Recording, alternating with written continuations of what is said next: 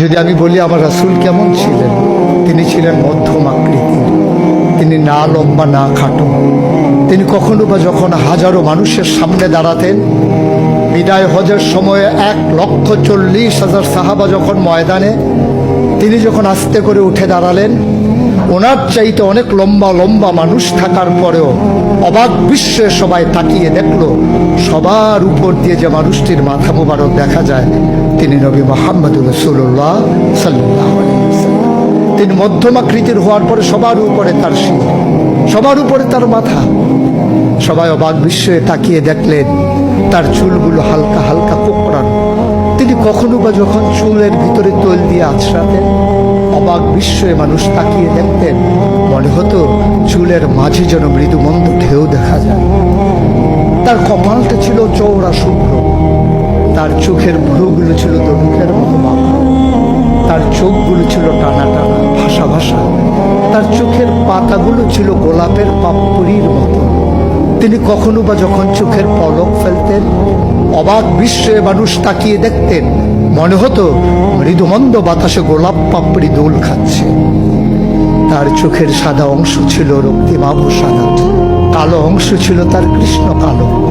তার ঠোঁটগুলো ছিল গোলাপি রঙের, তার নাকটা ছিল খাড়া, ছিদ্রগুলো ছিল ছোট ছোট, নাকের নিচে ঠোঁটের উপরে ছিল চিকন সরু গোঁফ।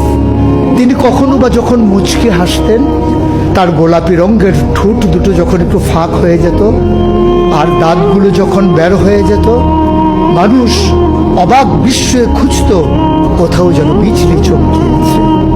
তিনি যখন প্রচণ্ড গরমের মাঝে ঘেমে সিক্ত হতেন, কপালে তার মুক্তার দানার মতো ঘাম জমে যেত।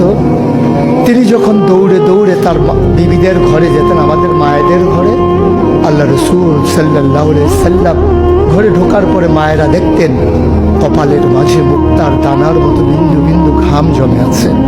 মায়েরা বলতেন, গুস্তাকি মাফ কর দিজিয়ে, বেয়াদবি মাফ করবেন, আপনি চুপটি করে একটু বসুন।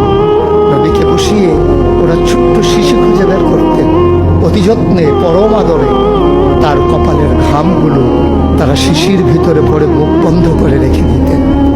ঈদ যখন আসতো, বিয়ে যখন হতো, জমানো ঘাম তারা আতর হিসেবে ব্যবহার করতেন।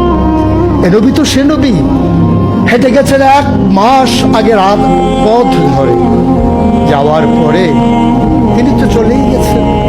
1 মাস পরে যখন আবার ওই পথ মারিয়ে কোনো এক সাহাবা যাচ্ছেন, স্থানীয় বাসিন্দা যারা রাস্তার কিনারে যাদের ঘর, তাদেরকে ডেকে বললেন, ভাইরা এ পথ দিয়ে কি আমার নবী হেঁটে গেছে কখনো?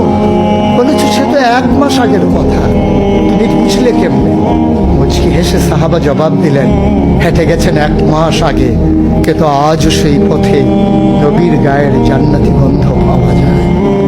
এ আমার নবী, এ আমাদের নবী, আমাদের গর্ভের নবী। কেন পাঠালেন নবীকে? লাকাদ কানা লাকুম ফী রাসূলিল্লাহি উসওয়াতুন হাসানাহ। তিনি মডেল, তিনি আইডল, তিনি আইকন, তিনি অনুপম আদর্শ, তিনি আমাদের জন্য উসওয়াতুন হাসানাহ। তিনি পথ দেখিয়েছেন কেমন করে একটা ছেলে তার মায়ের কাছে ভালো সন্তান হতে পারে। তিনি আঙ্গুল দিয়ে দেখিয়ে দিয়েছেন কেমন করে কোনো এক স্ত্রীর কাছে ঈর্ষণীয় স্বামী হওয়া যায়।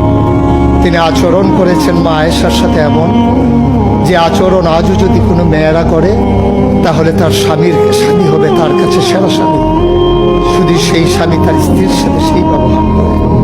আল্লাহ রাসূল সাল্লাল্লাহু আলাইহি সাল্লাম আদরের নাতি হাসান হুসেইনের সাথে এমনই মধুর ব্যবহার করেছেন। কেউ যদি সেরা নানা হতে চায়, কেউ যদি সেরা দাদা হতে চায়, সেজন্য নবীজি যে আচরণ করেছে হাসান হুসেইনের সাথে, সেই আচরণ করেছে তার নাতনি নাতনির সাথে, তাহলে সে হয়ে যাবে সেরা নানা।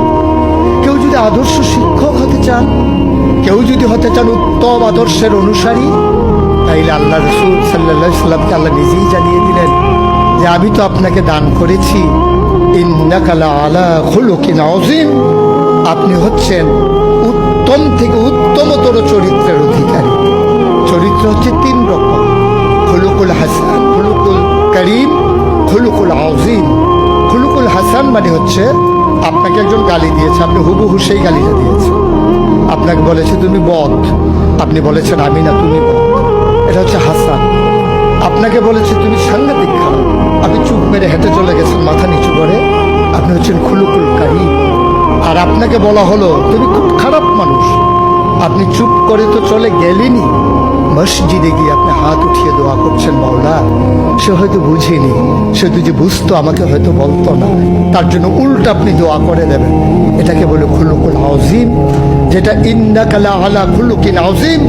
আল্লাহ বলছেন, ও নবী, আমি হলাম সর্বোত্তম মর্যাদার অধিকারী, আর আপনি হচ্ছেন সর্বোত্তম চরিত্রের অধিকারী। সুতরাং যার কোনো তুলনা হয় না, তুলনা মেলা ভার, জুড়ি মেলা ভার।